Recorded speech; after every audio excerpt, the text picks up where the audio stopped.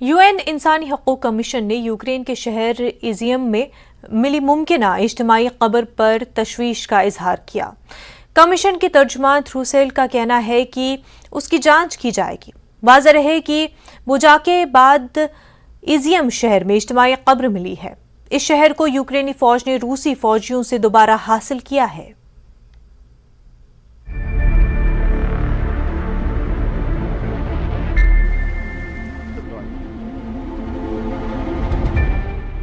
یوکرینی حکام کو روس کے قبضے سے چھڑائے جانے والے علاقے میں ایسی اجتماعی قبر ملی ہے جس میں 440 افراد کو دفن کیا گیا تھا۔ یہ قبریں ایزیوم کے علاقے سے ملی ہیں جہاں چند روز قبل ہی روسی فوج پسپا ہوئی تھی۔ پچھلے اتوار کو یوکرین کے حکام نے دعویٰ کیا تھا کہ روس کے ہزاروں فوجی اس علاقے سے نکل گئے تھے جس کو وہ طویل عرصے تک لاجسٹک مرکز کے طور پر استعمال کر رہے تھے۔ روسی فوج جاتے ہوئے بھاری مقدار میں اسلحہ اور دوسرا سامان بھی چھوڑ کر چلی گئی جو قبضے میں لے لیا گیا ہے۔ یوکرینی حکام نے کہا کہ آزاد کرائے جانے والے علاقوں میں ملنے والی یہ سب سے بڑی اجتماعی قبر ہے جس میں 440 لاشیں ہیں جن میں سے کچھ زمینی فائرنگ اور کچھ ہوائی حملوں میں ہلاک ہوئے ہیں۔ واضح رہے کہ یوکرین کے صدر ولادیمیر زیلنسکی نے روسی فوجیوں کی پسپائی کے بعد اچانک ایزیوم کا دورہ کیا تھا اور یوکرینی فوجیوں کو سراہا تھا۔ انہوں نے اجتماعی قبر کے سامنے آنے کے بعد روس پر الزام لگایا کہ اس سے ثابت ہوتا ہے کہ بوچا کے علاقے میں کیا ہوا تھا۔ یہ دارالحکومت کیف کا مضافاتی علاقہ ہے جہاں حملے کے آغاز کے وقت روسی فوج داخل ہوئی تھی۔ یوکرین اور اس کے مغربی اتحادی نے روس پر جنگی جرائم کے الزامات لگائے ہیں۔ ان کا کہنا ہے کہ اپریل میں ماریوپول پر ہونے والے حملوں میں ہزاروں کی تعداد میں عام شہریوں کو نشانہ بنایا گیا تھا۔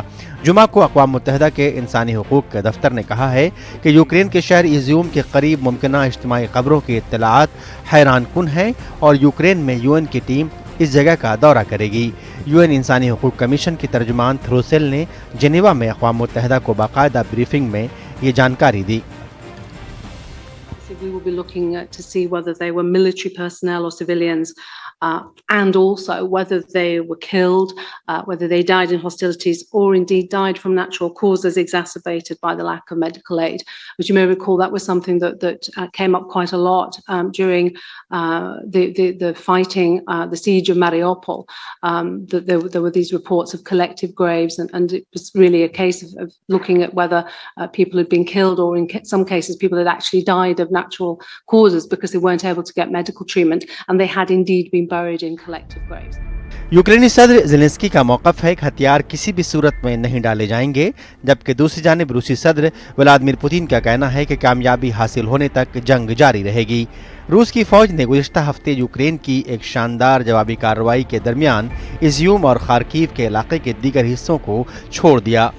بدھ کے روز زیلنسکی نے یوکرین کے دارالحکومت سے باہر ایک سفر کیا تاکہ ایزیوم کے سٹی ہال میں قومی پرچم کو بلند کیا جا سکے۔ Bureau report, news 18۔